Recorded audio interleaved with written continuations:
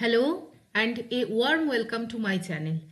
আজকে আগের দিনের মতন আমরা এডিটোরিয়াল অ্যানালিসিস করব। বাংলায় ডেসক্রিপটিভ রাইটিং লেখার জন্য আমার মনে হয় একটা এডিটোরিয়াল পড়া বা সম্পাদকীয় যে প্রতিবেদন পত্র, যেটা যে কোনো বাংলা নিউজ পেপারে আসে, সেটা পড়া খুবই দরকার বা গুরুত্বপূর্ণ। বাংলার যে এডিটোরিয়ালগুলো পড়লে আমরা একটা তথ্যমূলক কোনো আলোচনা বা বিশ্লেষণ করতে পারি, সেই রকম একটি পেপার হলো আনন্দবাজার পত্রিকা। আমরাও যে কোনো কম্পিটিটিভ এক্সামিনেশনের সময় এই পেপারটা পড়তে বলি। এবং আজকে আনন্দবাজার পত্রিকার 18ই মার্চে যে এডিটোরিয়ালগুলো এসছে সেটাকে আজকের ক্লাসে আমরা ডিসকাস করব। এবং এই এডিটোরিয়ালগুলো শুধু শোনা নয়, আমি তোমাদেরকে বলবো বা সাজেস্ট করব এই এডিটোরিয়ালগুলো পড়ে তোমরা যদি নিজেদের মতো যেটুখানি পারছো লেখো, তাহলে তোমাদের লেখনী শক্তিও ইমপ্রুভ হবে। ডব্লিউবিসিএ সহ অন্যান্য যে কোনো পরীক্ষা, ক্লার্কশিপ, মিসলেনিয়াস, যেখানে ডেসক্রিপটিভ প্যাটার্নের পরীক্ষা হয় এবং যেখানে বাংলা এই সাহিত্য বাংলা পেপার পরীক্ষা তোমাদের দিতে হয়, তার জন্য লেখা বা লেখনী শক্তির ইমপ্রুভমেন্ট করা খুব দরকার। তো আজকের এই ভিডিওতে এডিটোরিয়াল অ্যানালিসিস করব 18ই মার্চ 2025 সালের। এবং এইটা আমাদের নিউজ পেপার আনন্দবাজার পত্রিকা, মঙ্গলবার 18ই মার্চ। যে যে এডিটোরিয়ালগুলো এসছে তার মধ্যে গুরুত্বপূর্ণ কিছু তথ্য আমরা পরীক্ষার জন্য পেতে পারি বা নতুন কিছু আমরা জানতে পারি। প্রথমত তাহলে শুরু করা যাক। প্রথম যে এডিটোরিয়ালটা লেফট সাইডে আছে, related to the violence of the Jadavpur university. Jadavpur বিশ্ববিদ্যালয়ে যে ধরনের অশান্তি বা শিক্ষা ব্যবস্থার প্রতি অনুকূল নয় এরকম যে ব্যবহারগুলো বা মার্চ মাসের একটি ঘটনা, সেই বিষয়ে সার্বজনিক আমাদের যে রাজনৈতিক এবং সামাজিক আমাদের শিক্ষা ব্যবস্থার যে পরিস্থিতি, সেইটা নিয়ে একটা এডিটোরিয়াল এসছে। কিন্তু সব খুব বেশি এখান থেকে জানার কিছু নেই, তাই আমরা এই বিষয়টিকে আজকের আলোচনায় আনবো না। নেক্সট আলোচনায় ছিল হচ্ছে অন্ধকারের সূচনা লগ্ন। এখানেও এমন কিছু দলীয় রাজনৈতিক বিষয় নিয়ে আলোচনা করা হয়েছে যেটি আমার মনে হয়েছে যে পরীক্ষার জন্য উপযোগী নয়, তাই এই এডিটোরিয়ালটাকেও আমরা কিন্তু বাদ দিলাম। নেক্সট এই যে জায়গাটায় সম্পাদকীয় সমীক্ষা ইস্যুতে একটি রাজনৈতিক লেখা নিয়েই কিন্তু মূলত পশ্চিমবঙ্গের রাজনীতি নিয়ে এখানে আলোচনা করা হয়েছে। লেখকের অভিমত একদমই ব্যক্তিগত এবং সেই জায়গাটাও আমি মনে করেছি যে পরীক্ষার জন্য দরকার নেই। কিন্তু যে দুটো আর্টিকেল আজকে আমরা ডিসকাশন করব সেটা হচ্ছে সব পরিচয়ের ঊর্ধ্বে। ভারতীয় আত্মপরিচয় তৈরির আয়ুধ ছিল আর্থিক পরিকল্পনা। আর্থিক পরিকল্পনা যদি নামটা জানো, সেটা হচ্ছে যে ফিনান্সিয়াল প্ল্যানিং বা আমাদের যে প্ল্যানিং কমিশন তৈরি হয়েছিল ভারতবর্ষে, বর্তমানে যেটি নীতি আয়োগ নামে পরিচিত, সেই জায়গাটার উপর একটি আলোচনা আছে, খুব সুন্দর আলোচনা, সেটা আজকে আমরা ডিসকাস করব। এবং নেক্সট অধ্যায়ে আমরা আজকের এডিটোরিয়ালের আরেকটি বড় এডিটোরিয়াল নিয়ে আলোচনা করব, সেটি হচ্ছে ভগবানের সেবা তবু আত্মঘাত। এই এডিটোরিয়ালটাও খুব গুরুত্বপূর্ণ এবং এটাই আজকের বেশি মুখ্যত আলোচনার আজকে আমি বিষয় থাকবে। এটা নিয়েই আমাদের আজকে ডিসকাশন শুরু করব আমরা। মূলত এখানে ভারতবর্ষের যে কৃষি যে সম্প্রদায় বা কৃষক যারা, তাদের যে ধরনের সমস্যা দেখা যাচ্ছে বা আমরা কিভাবে সেই সমস্যা থেকে বেরিয়ে আসতে পারি, সেই জায়গাটা খুব ইম্পর্টেন্ট। এইটার সাথে আজকে তোমাদের লেখার টপিক থাকবে কৃষক আত্মহত্যায় কি সমাজের নতুন অঙ্গ, কৃষক আত্মহত্যা থেকে মুক্তির উপায় কি। এই বিষয়ে তোমরা যদি চাও টেলিগ্রামে আমাকে লিখতে পারো, কৃষক আত্মহত্যা থেকে মুক্তির উপায় কি। এই এডিটোরিয়াল বা এই সম্পাদকীয় প্রতিবেদন তোমরা চাইলে আজকের এই অ্যানালিসিসটার পর টেলিগ্রামে লিখে আমাকে দেখাতে পারো। তাহলে চলো প্রথমত আমরা এই এডিটোরিয়ালটা নিয়ে ডিসকাস করব। এক মিনিট।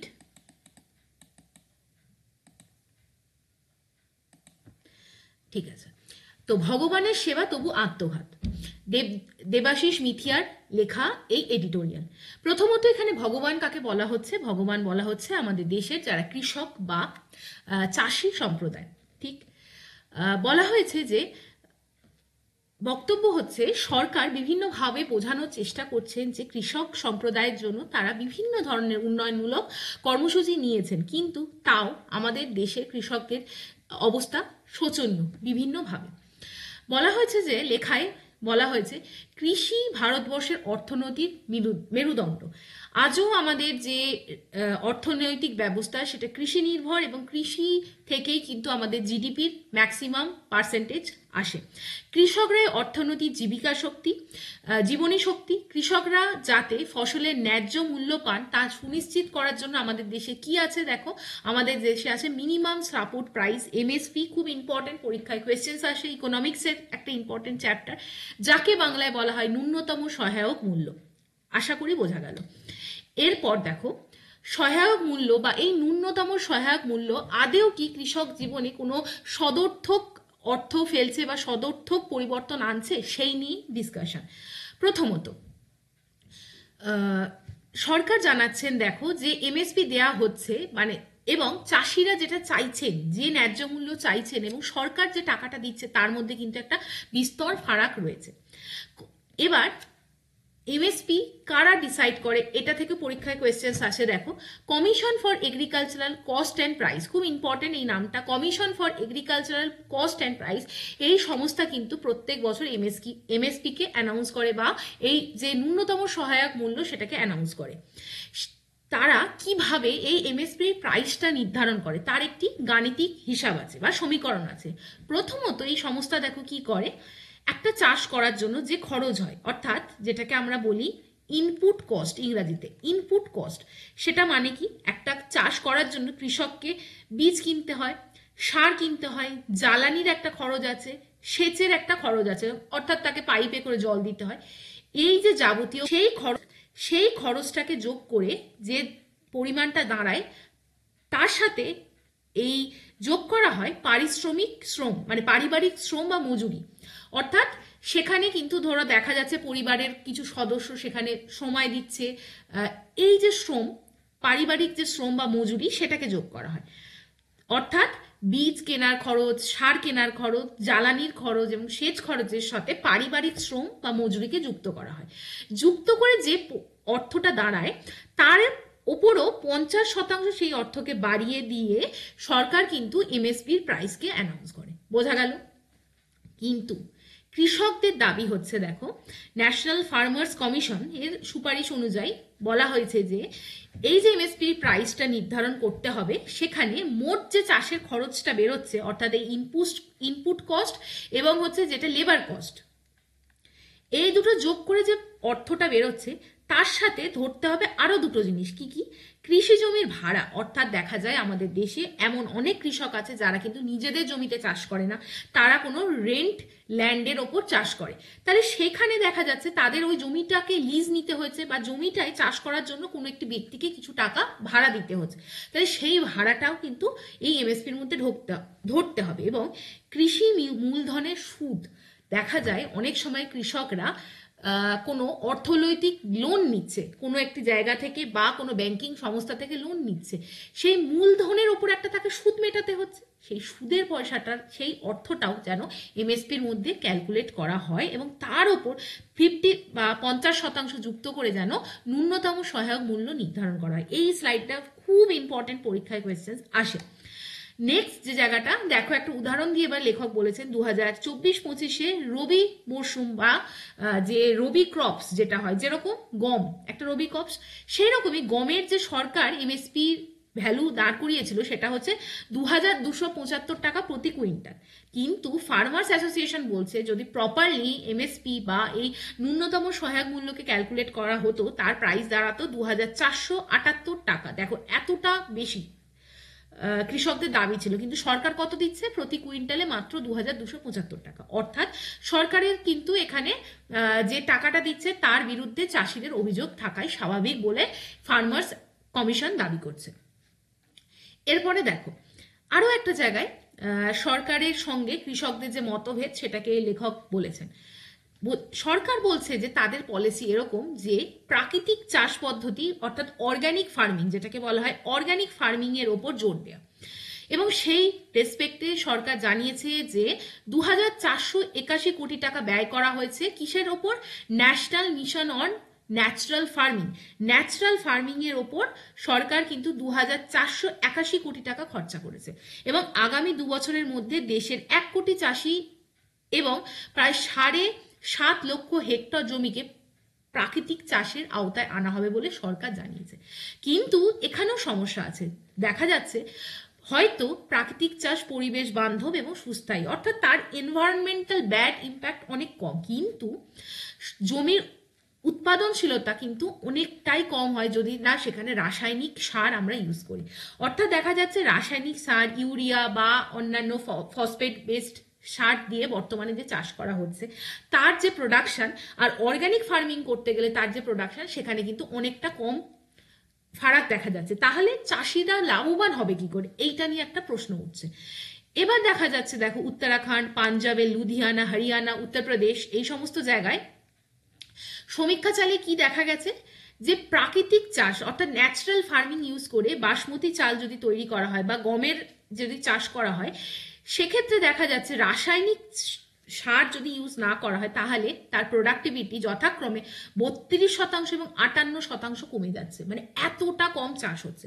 ফলে প্রাকৃতিক চাষ হলে শুধু যে চাষিদের আয় কমে যাবে তা না, খাদ্য নিরাপত্তার উপরও প্রশ্ন উঠবে, অর্থাৎ যাকে ইংরাজিতে বলা হয় ফুড সিকিউরিটি। অর্থাৎ আমরা এত কম প্রোডাকশন করলে এত বিপুল জনগণের খাদ্যের যোগান কি করে দেব, এটা নিয়েও একটা প্রশ্ন। এছাড়া দেখা যাচ্ছে যে বিভিন্ন কৃষি পদ্ধতি অবৈজ্ঞানিক, বিভিন্ন জায়গায় দেখা যাচ্ছে ইনপুট আউটপুট কস্ট ম্যাচ করছে না। আশা করি এই পয়েন্টটা বোঝা গেল। নেক্সট দেখো, কৃষি বিপণনকে শক্তিশালী করতে জমি থেকে ভোক্তাদের কাছে সরাসরি কৃষি পণ্য বিক্রির উপরে কৃষিমন্ত্রী জোর দিচ্ছেন। অর্থাৎ সরকারের আর একটা পলিসি হচ্ছে কৃষকরা ডিরেক্ট গিয়ে মার্কেটে তার প্রোডাক্ট বা এগ্রিকালচারাল প্রোডাক্ট বিক্রি করে দেবে, রাইট? তো সেই জন্যও সরকার বলছে যে আমরা মিডল ম্যানকে এলিমিনেট করছি, যেটা নিয়ে কিন্তু আমাদের এগ্রিকালচারাল বিল এসেছিল এবং যেটা নিয়ে অনেক ডিসপুট হয়েছিল। অর্থাৎ মিডল ম্যানদের বাদ দিয়ে দেওয়া হচ্ছে, যাকে বাংলায় বলে মধ্যস্থতাকারীদের বাদ দেওয়া যাচ্ছে। কিন্তু প্রশ্ন উঠছে এটা করেও কি চাষিদের আদেও লাভ পৌঁছানো সম্ভব হচ্ছে? দেখো, ফসলের ন্যায্য মূল্য নিশ্চিত করতে চাষিদের ক্রেতা বা পাইকারি বিক্রেতা এবং খুচরো বিক্রেতাদের সাথে যুক্ত করার জন্য ডিজিটাল প্ল্যাটফর্ম তৈরি হবে। সরকার বলছে যে এই যে খুচরো বিক্রেতা অর্থাৎ ডিরেক্ট মার্কেট এবং যে ফার্মার যারা নিজেরা চাষ করছে এদের মধ্যে কানেকশন তৈরি করার জন্য তৈরি করা হবে ডিজিটাল প্ল্যাটফর্ম। কিন্তু আদেও আমাদের প্রত্যন্ত যে ভারতবর্ষের প্রত্যন্ত গ্রাম যেখানে কৃষকরা থাকে, চাষিরা থাকে, তাদের মধ্যে কি ডিজিটাল সাক্ষরতা আছে? তারা কি এতটাই ডিজিটাল মার্কেট সম্বন্ধে জানে? ডিজিটাল পরিকাঠামোরও তো দুর্বলতা আছে। অনেক জায়গায় দেখা যাচ্ছে নেটই পৌঁছায়নি।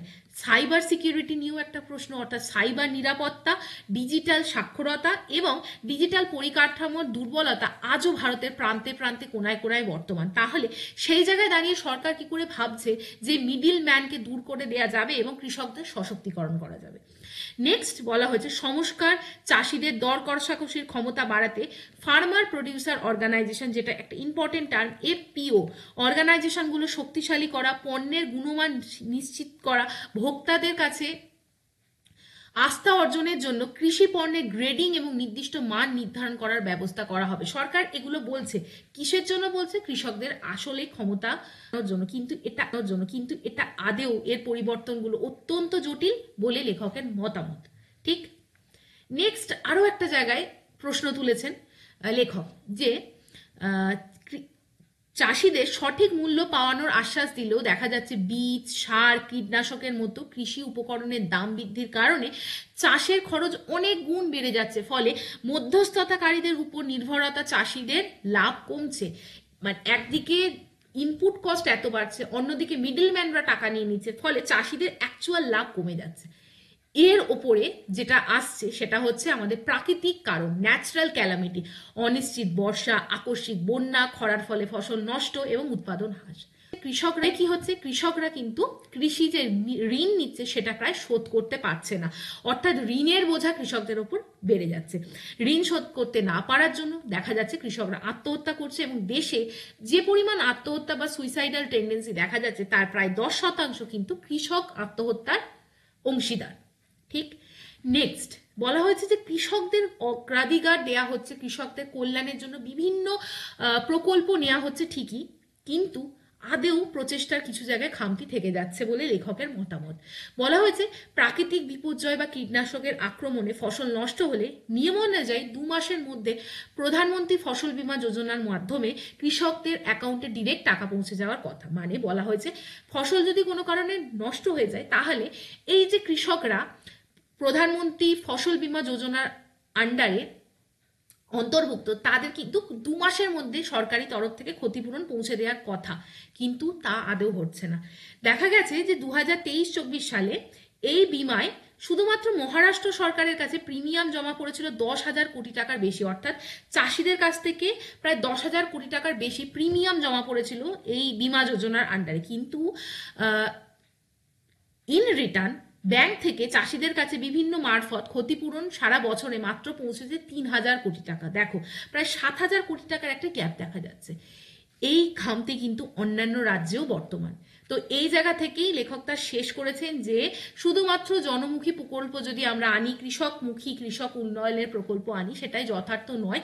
কৃষকদের আত্মহত্যা ঠেকাতে হবে এবং সেখানে কিন্তু কৃষকদের সার্বিক উন্নয়ন, কৃষক কল্যাণ সংক্রান্ত সরকারি ঘোষণার ওপর কিন্তু অনেকটাই সেটা কতটা বাস্তবে ইমপ্লিমেন্ট হচ্ছে বোঝার দরকার, না হলে সেটি শুধুমাত্র একটি ঘোষণার পর্যায়ে থেকে যাবে। আই থিঙ্ক আজকের এডিটোরিয়াল অ্যানালিসিসটা তোমরা খুব ভালোভাবে বুঝতে পারলে।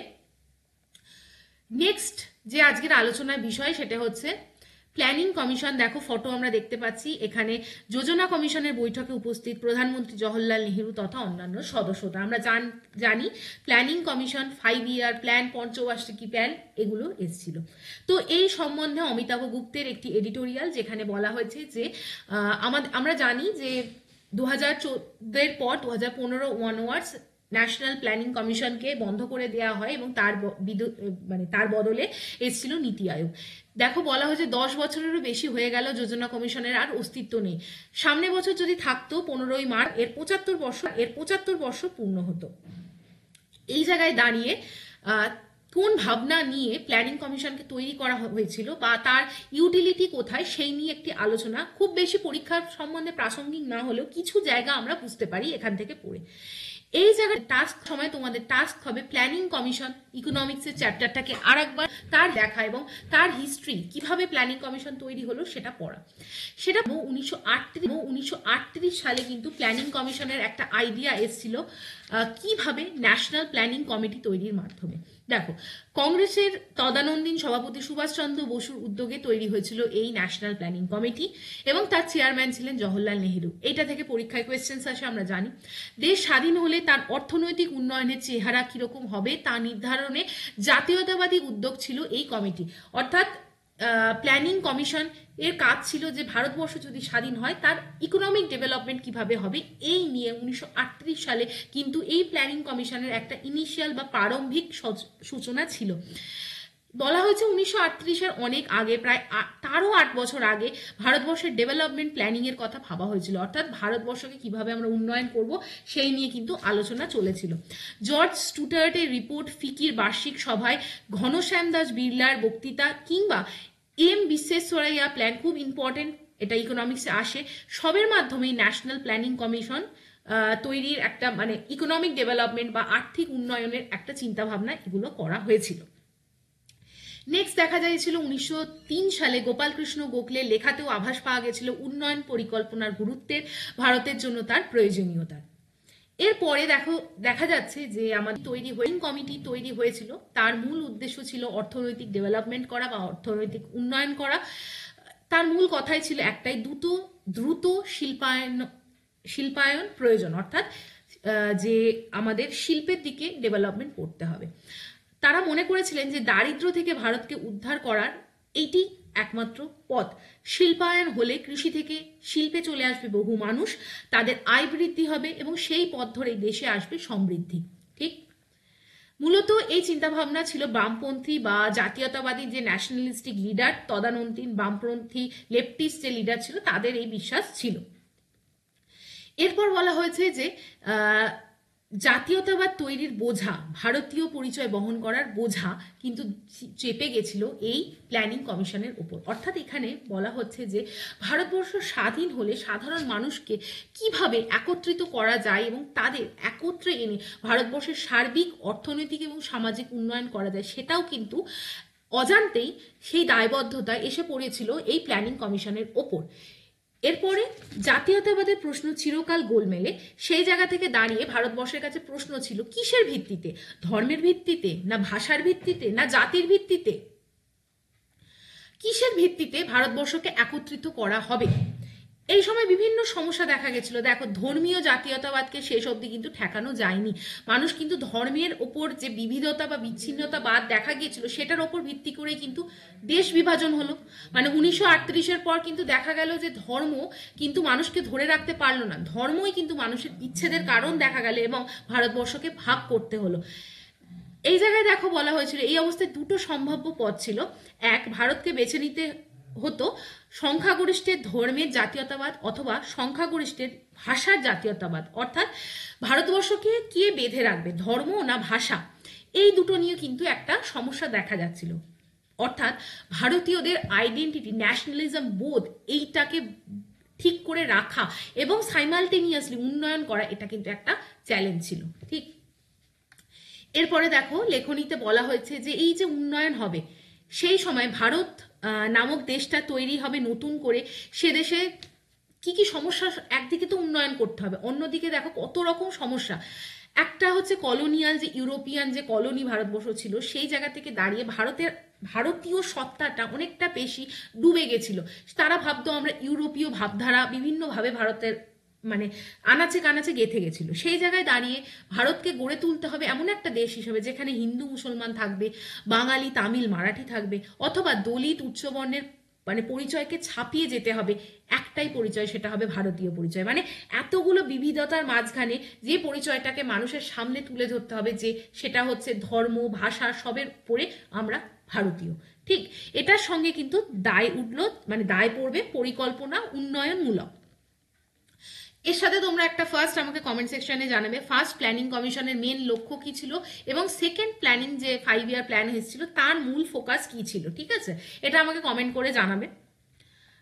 শেষে বলা হয়েছিল যে এই পুরো জায়গাটা নিয়ে কিন্তু আসছিলেন তো তদানীন্তন যে আমাদের প্রধানমন্ত্রী ছিলেন নেহেরু, জওহরলাল নেহেরু, তিনি কিন্তু বলছিলেন যে প্রথম যে পঞ্চবার্ষিকী পরিকল্পনা প্রকাশিত হওয়ার আগে এবং পরের সময়ে বিভিন্ন জনসভায় নেহেরুর ভাষণগুলো যদি আমরা দেখি তখন মানে বুঝতে পারবো যে এই যোজনার এই যে 5 ইয়ার প্ল্যানিং তার মূল উদ্দেশ্য ছিল একটা দিকে হচ্ছে ভারতবর্ষের ন্যাশনালিস্টিক সেন্টিমেন্ট অর্থাৎ জাতীয়তাবাদী বোধকে বাড়ানো এবং অন্যদিকে ছিল ভারতের মানুষকে একত্রিত করা।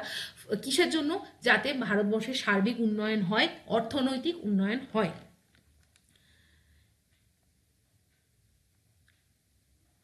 এরপরে মানুষকে মানে বোঝানো হয়েছিল যে আর্থিক উন্নয়নের সূত্র ধরেই তৈরি হবে নতুন জাতি পরিচয়, যে জাতি পরিচয় হবে আমরা ভারতীয়। তো এইটুকখানি জায়গা। এরপরে জাস্ট বলা হয়েছিল মানুষ স্বেচ্ছায় দেশ গঠনের যোজনায় নিজেদের গুরুত্ব বুঝে যোগ দেবেন সেই মহাযজ্ঞে, এটাই কিন্তু তখনকার লিডারদের কথা ছিল বা মতামত ছিল। নেহেরু বলেছিলেন যে যোজনার জন্য টাকা তুলতে চালু হলো বন্ড। নেহেরু বললেন সুদের লোভ দেখিয়ে নয়, এর থেকে মানুষকে টানতে হলে মনে করিয়ে দিতে হবে দেশ নির্মাণে তাদের ভূমিকা গুরুত্বের কথা। অর্থাৎ সাধারণ মানুষকে শুধুমাত্র যে আমরা বন্ড বিক্রি করছি সরকার সেটা কেন অর্থাৎ টাকা তুলে নেওয়া সেরকম না, মানুষকে স্বেচ্ছায় বোঝাতে হবে তাদের জন্য, তাদের দেশ গঠনের জন্য তাদেরকে অগ্রণী ভূমিকা নিতে হবে। অর্থাৎ মানুষের দ্বারা মানুষের দেশ, তাদের নিজের দেশকে গড়ে তুলতে হবে। এইভাবে তারা কিন্তু চেয়েছিল এই যে প্ল্যানিং কমিশনের প্রত্যেকটা ক্লজ এমনভাবে থাকুক যেটা জনমুখী, সাধারণ মানুষকে দিয়ে দেশ গঠনের কাজ এবং সেটার মাধ্যমে দেশবাসীর মধ্যে জাতিভিত্তিক যে দেশভিত্তিক একটা পরিচয় গড়ে তোলা এবং জাতীয়তাবাদের উন্মেষ ঘটানো। তো এই জায়গাটাই হচ্ছে মেনলি লেখকের বক্তব্য। তো বলা হয়েছে যে মানে এটা সবাই স্বীকার করে যে দুনিয়ার আর কোনো দেশের উন্নয়নমূলক পরিকল্পনাকে জাতি নির্মাণের এই বিপুল বোঝা বইতে হয়নি। অর্থাৎ ভারত যে সময় স্বাধীনতা হয়েছিল সেখানে ভারতবর্ষ অনেক সমস্যার সম্মুখীন হয়েছিল। একদিকে যেমন ছিল ভারতের মানুষকে সংঘবদ্ধ রাখা, ভারতবাসীর মনে ইউনিটি এই বোধটাকে দাঁড় করানো, সজাগ করা। অন্যদিকে মানুষের কাছে ছিল একটা চ্যালেঞ্জ যে এরকম একটা মানে এত বছরের ব্রিটিশ শাসন থেকে মুক্ত হওয়া ভারত, দুর্বল ভারতবর্ষের অর্থনৈতিক জায়গাটাকে সংঘবদ্ধ করা, এবং এই কাজটি কিন্তু করার দায় মানে ডিরেক্টলি বা ইনডিরেক্টলি, প্রত্যক্ষ বা পরোক্ষভাবে পড়ে গেছিল আমাদের মানে যে উন্নয়ন পরিকল্পনা, যে প্ল্যানিং কমিশনের হাতে। তো সেই জায়গাটা দিয়েই লেখক তার লেখনী শেষ করেছে। তো আজকে এই যে দুটো ডিসকাশন আমার মনে হয় তোমাদেরকে হেল্প করেছে। আই থিঙ্ক আমি আমার দিক থেকে পুরোটা দিয়ে তোমাদেরকে এই এডিটোরিয়াল অ্যানালিসিসটা বোঝানোর চেষ্টা করলাম। তো আজকে যে লেখাটা বললাম তোমরা ট্রাই করো অ্যাটলিস্ট কিছুটা পারলেও টেলিগ্রামে আমাকে লিখে দেখাতে। দেন অনেকেই টেলিগ্রামে যারা যুক্ত থাকবে তারাও সেই লেখাটা পড়লে তাদেরও উপকার হবে, তোমাদেরও উপকার হবে। আজকের ভিডিওটাকে প্লিজ সবার সঙ্গে লাইক করো, শেয়ার করো, সাবস্ক্রাইব করো আমার চ্যানেলকে, এবং আরও এরকম এডিটোরিয়াল অ্যানালিসিস পাওয়ার জন্য রেগুলার এই চ্যানেলটাকে ফলো করো। তোমরা যারা ডেডিকেটেডলি কম্পিটিটিভ এক্সামিনেশনের জন্য প্রিপারেশন নিতে চাইছো, শুধু যদি ডব্লিউবিসিএস নাও হয়, জেনারেল স্টাডিজ, সায়েন্স, এই ধরনের যে সাবজেক্টগুলো, এগুলোকে একদম গোড়া থেকে বোঝা, কনসেপচুয়াল ক্ল্যারিটির জন্য তোমরা যদি মনে হয় আমার থেকে পড়তে চাও বা আমার কাছে গাইডেন্স নিতে চাও, ডেফিনেটলি আমাকে মেল করো। এবং আজকের এডিটোরিয়াল অ্যানালিসিসটা কেমন লাগলো অবশ্যই জানিও।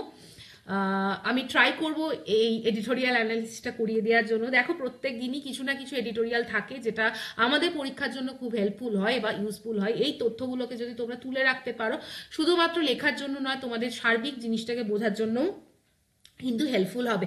আজকে অনেকটা এমএসপি সম্বন্ধে আলোচনা হলো, যেটা তোমাদের ইকোনমিক্সের জন্য রিলেটেড, এবং আর একটা জিনিস যেটা আলোচনা হলো সেটা হচ্ছে আমাদের প্ল্যানিং কমিশন, যেটাও কিন্তু ইকোনমিক রিলেটেড, এবং সেখানেও কিন্তু একটা সোশ্যালিস্টিক অ্যাঙ্গেল তুলে ধরার চেষ্টা করা হয়েছে। এবং আমাদের ইন্ডিয়ান যে আইডিওলজি বা ইন্ডিপেন্ডেন্সের পর ইন্ডিয়া কি কি প্রবলেম ফেস করেছিল সেগুলো নিয়ে একটা লেখা।